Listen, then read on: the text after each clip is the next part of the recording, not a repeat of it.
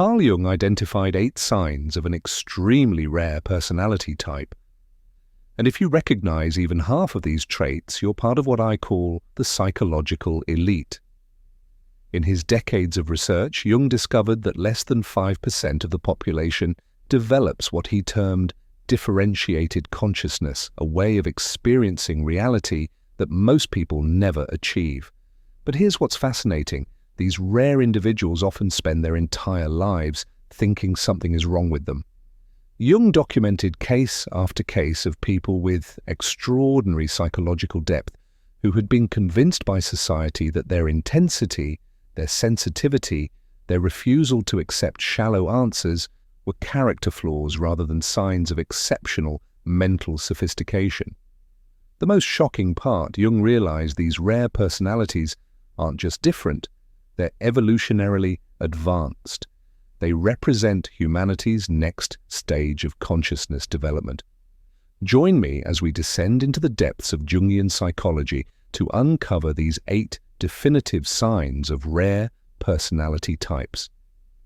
If you recognize yourself in these patterns, everything you've been told about being too much will finally make sense because you're not too much for the world. The world is too little for you. Because here's what Jung discovered that modern psychology still refuses to acknowledge. The traits that make you feel like an outsider aren't defects, they're upgrades. You're not broken, you're breakthrough. Jung wrote, "The privilege of a lifetime is to become who you truly are. But what if who you truly are doesn't fit into society's narrow definitions of normal? What if your intensity, your depth, your refusal to settle for surface-level existence are evidence of what I call advanced psychological architecture?" Think about this from an evolutionary perspective. Throughout history, the individuals who pushed humanity forward were the ones who couldn't accept the status quo. They were the ones who questioned everything, felt everything, and saw possibilities that others couldn't even imagine. But here's the tragic irony. Society teaches these exceptional individuals to suppress their greatest strengths. You've probably been told you're too sensitive, too intense, or too complicated. But Jung understood that these supposed flaws are actually signs of what he called psychological differentiation, the rare ability to perceive and process reality at levels most people never develop. Modern neuroscience is finally catching up to Jung's insights. Dr. Elaine Aron's research on highly sensitive people shows that approximately 20% of the population has nervous systems that process sensory information more deeply. But Jung identified something even rarer, individuals whose entire psychological structure operates at an advanced level. But that's not the most extraordinary part.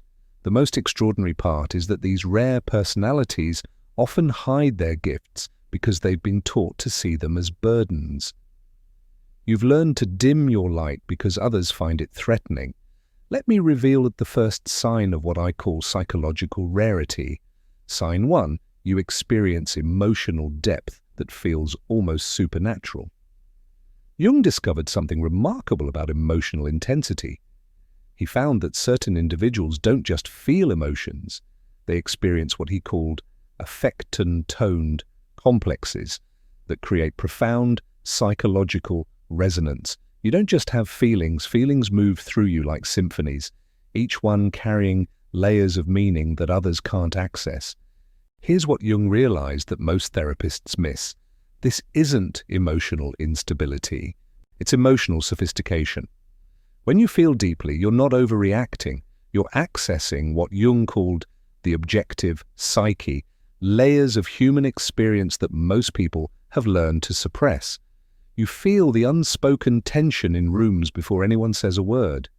You carry the emotional undercurrents of every interaction because your psyche is wired for depth, not surface-level pleasantries. Jung wrote, "Everything that irritates us about others can lead us to an understanding of ourselves, but for you, everything illuminates pathways to understanding that others can't even see." Sign 2, you question reality with what I call sacred curiosity. According to Jung, most people live what he called unconscious lives. They accept social programming without examination, but you can't help but dig deeper. Jung would have recognized you as someone with an active thinking function that refuses to accept surface explanations. You don't just ask what, you ask why. Why do people stay in relationships that diminish them? Why do we accept systems that don't serve human flourishing? Why do we pretend that shallow conversations constitute meaningful connection? Jung called this the transcendent function, the psychological ability to see beyond current limitations. While others accept the status quo, you're already envisioning what could be different, what could be more authentic, what could honor the full spectrum of human potential. But here's what I've discovered about people like you. Your questions threaten others' comfortable illusions. When you ask deep questions, you're not just seeking answers, you're challenging the psychological defenses that keep people feeling safe in their limitations. If you've ever been told you ask too many questions or think too deeply about things, comment, "My curiosity is sacred." Sign 3. You've developed what I call conscious independence. Jung said the most terrifying thing is to accept oneself completely. You've learned to do exactly this, not by choice, but by psychological necessity. According to Jung's research, rare personalities often develop what he called individuated consciousness earlier than others, usually through adversity. Here's what Jung understood that most people miss. Your independence isn't a defensive mechanism, it's an achievement. You've learned through experience that depending on others for your sense of worth is psychological quicksand. So, you built yourself from the ground up. You stood up, often alone, and created an identity that couldn't be taken away by someone else's opinion or absence. Jung called this process individuation, the psychological journey toward becoming whole. Most people never complete this journey because it requires facing what Jung termed the shadow, all the parts of yourself you've been taught to reject. Your solitude isn't loneliness, it's sanctuary. It's where you remember who you are beneath all the roles and expectations. Jung believed this self-knowledge is the foundation of all psychological health. Sign 4. You possess what I call hyper-pive awareness. Jung revolutionized psychology when he identified intuition as a legitimate psychological function. He said intuition is perception via the unconscious that brings forth ideas, images, possibilities, ways out of a blocked situation by a process that is mostly unconscious. You don't just observe people, you read their psychological signatures, you notice micro-expressions, energy shifts, the words they don't say. Jung would have recognized this as evidence of what he called active imagination, the ability to perceive beyond the obvious. When someone says they're fine, but their entire energetic field screams distress, you can't unsee it. When there's tension in a room that everyone else seems to ignore, you feel it in your bones. This isn't paranoia. It's psychological sensitivity operating at a level that most people never develop. But Jung warned that if you don't learn to protect this sensitivity, it will exhaust you. You end up becoming an unconscious therapist for everyone around you, regulating conversations and carrying pain that isn't yours to carry. Sign 5. You crave meaning over everything else. Jung observed, the privilege of a lifetime is to become who you truly are. But what if being true to yourself means rejecting everything society tells you to want?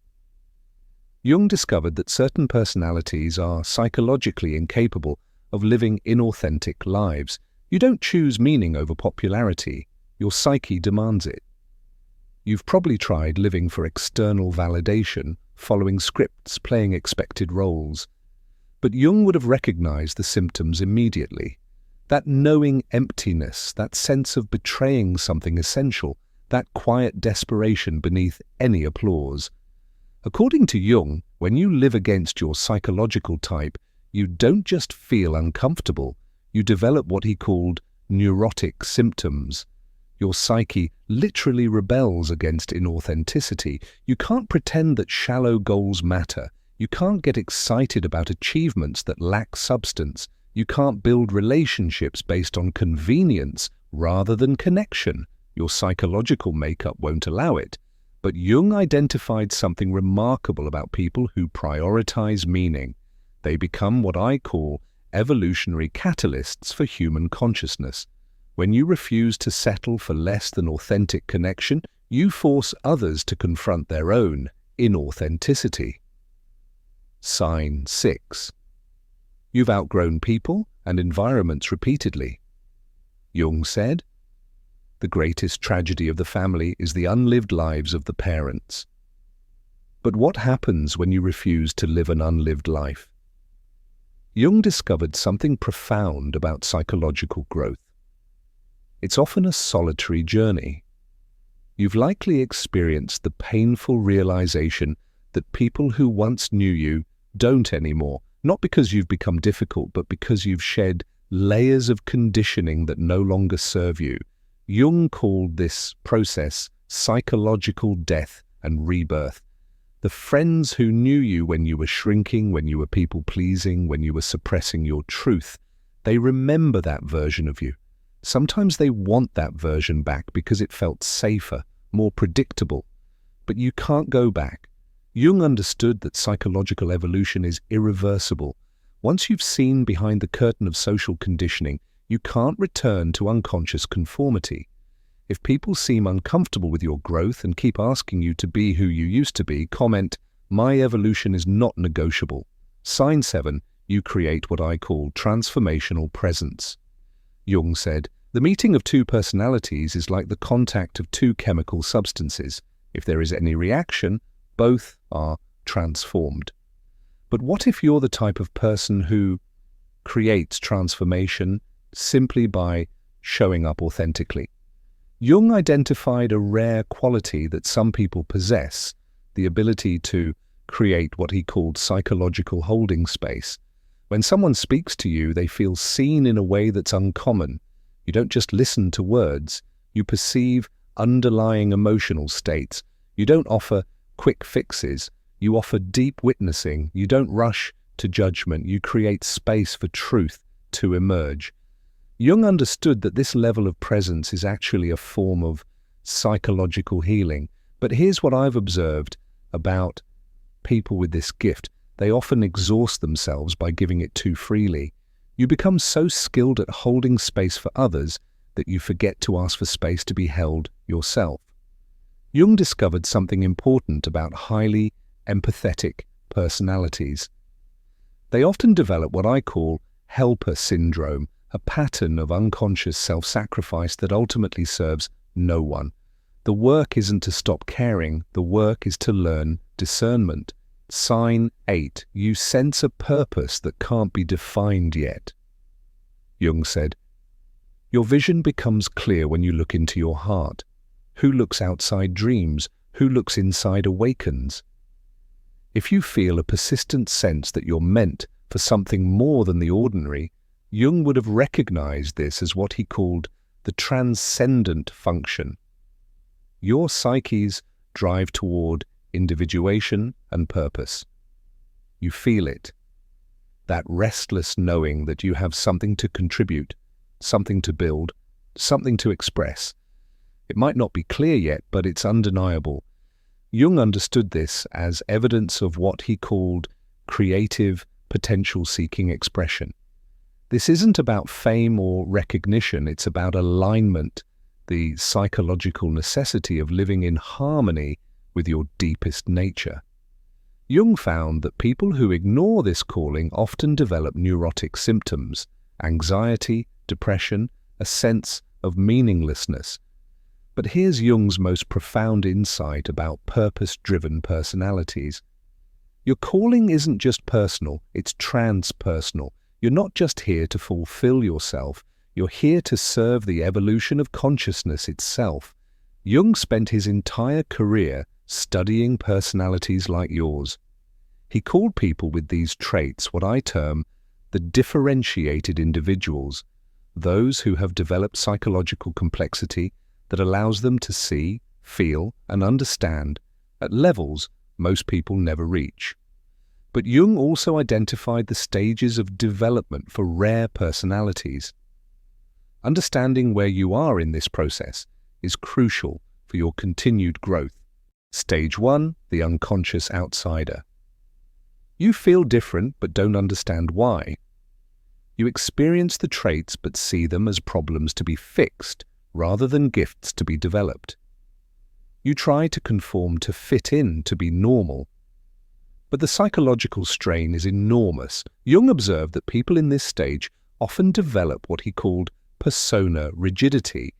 They become so focused on appearing normal that they lose touch with their authentic selves. Stage 2, the awakening individual. You begin to recognize your traits as potentially valuable rather than problematic. You start to understand Jung's concept of psychological types and see where you fit. You begin the process of what Jung called shadow integration, owning the parts of yourself you've been taught to reject. This is where you stop apologizing for your depth and start owning it. You begin to set boundaries with people who want to dim your light. You start seeking out others who can match your level of authenticity. Stage 3, the individuated consciousness. You fully integrated your rare traits into a coherent identity. You understand your purpose and live it consciously. You've developed what Jung called psychological wholeness, the ability to be authentically yourself while remaining connected to others. At this stage, you become what I call a beacon for other rare souls. You don't just live authentically, you give others permission to do the same. You become a catalyst for collective consciousness evolution. If you're ready to stop hiding your rare traits and start owning them completely, comment, "I am psychologically rare and proud." But Jung warned about something crucial that most people with rare personalities never learn. You must integrate your shadow or your gifts become your prison. What do I mean by this? Even rare personalities have unconscious aspects that can sabotage their growth. Jung identified several shadow patterns common to psychologically advanced individuals. The superiority complex. Shadow. You begin to see your rarity as evidence that you're better than others rather than simply different. This leads to isolation and arrogance. The messianic shadow. You become convinced that it's your job to wake up or heal everyone around you. This leads to burnout and resentment when others don't appreciate your efforts. The martyrdom shadow. You begin to believe that being rare means being destined to suffer, that your depth requires sacrifice of happiness or connection. Jung understood that shadow integration is essential for psychological health. The goal isn't to eliminate these tendencies, but to make them conscious so they don't unconsciously control your behavior. True psychological rarity includes the wisdom to know when to share your gifts and when to preserve them, when to lead and when to follow, when to speak truth and when to remain silent. Jung made a profound observation about rare personalities in relationships. They either attract people who want to possess their light or people who are threatened by it. Understanding this pattern is crucial for building authentic connections. The light seekers. These are people who are unconsciously drawn to your energy but haven't done their own inner work. They want you to be their therapist, their guru, their source of meaning. They love your gifts but not necessarily you as a complete person. The light dimmer. These are people who feel threatened by your intensity and constantly try to get you to tone down, be more reasonable, or stop making everything so complicated. They're often unconsciously triggered by your authenticity because it highlights their own inauthenticity. The light matcher. These are the rare individuals who have done their own psychological work and can meet you at your level of depth without needing to consume or diminish you. They celebrate your rarity while maintaining their own psychological sovereignty. Jung discovered something beautiful about rare personalities who learn to navigate relationships consciously. They become mirrors that help others see their own potential for psychological development. The key is learning what Jung called psychological discrimination, the ability to discern who is capable of authentic relationship and who is seeking something else from you. But here's what Jung understood that changes everything. With psychological rarity comes responsibility. You're not just different for your own benefit, you're different in service of human evolution. Jung believed that individuals with rare personalities serve as bridges between the unconscious and conscious realms of human experience. Through your depth, your questions, your refusal to accept shallow answers, you help humanity grow. This is why you can't settle for ordinary. This is why surface-level connections feel empty. This is why you'd rather be alone than pretend. Your psyche knows you have work to do, and that work requires authenticity, depth, and courage. But Jung also warned about what I call psychological inflation. The danger of believing that being rare makes you superior rather than simply responsible.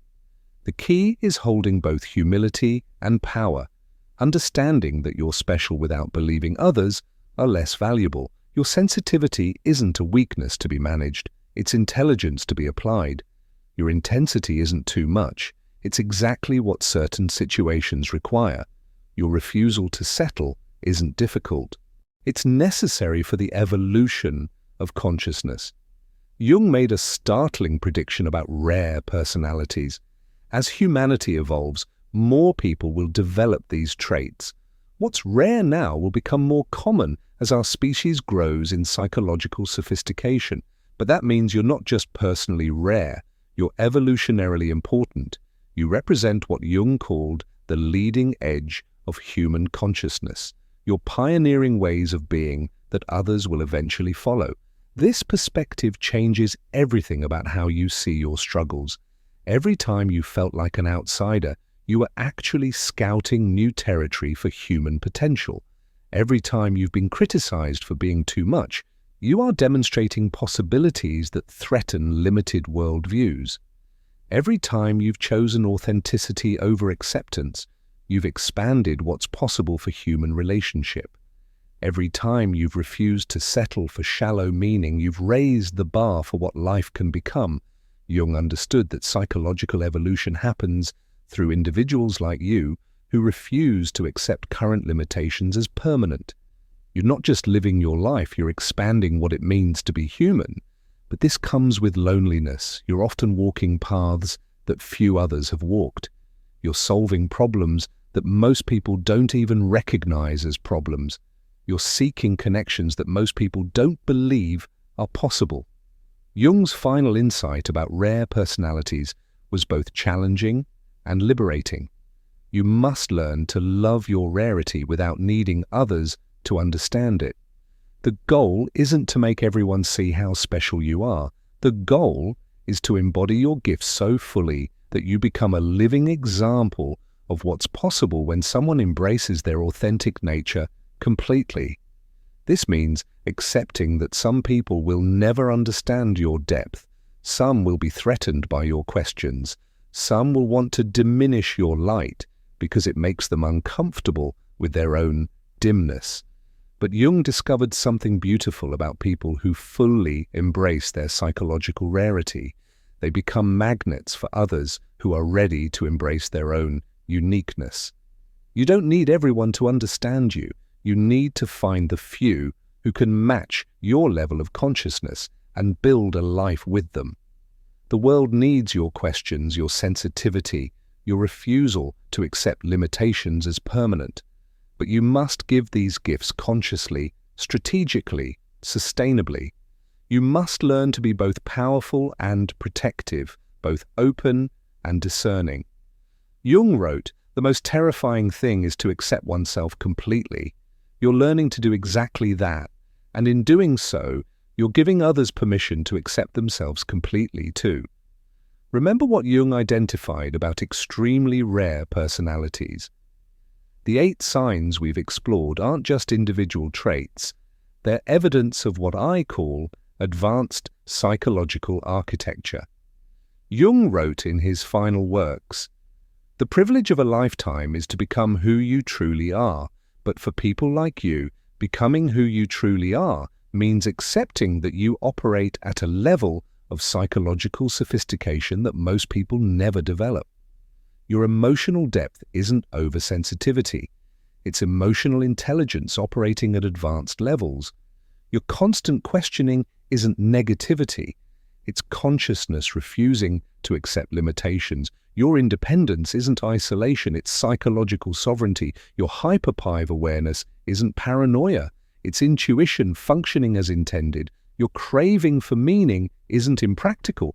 It's your soul demanding alignment. Your pattern of outgrowing people isn't coldness. It's evolution in action. Your transformational presence isn't manipulation. It's authenticity creating space for truth.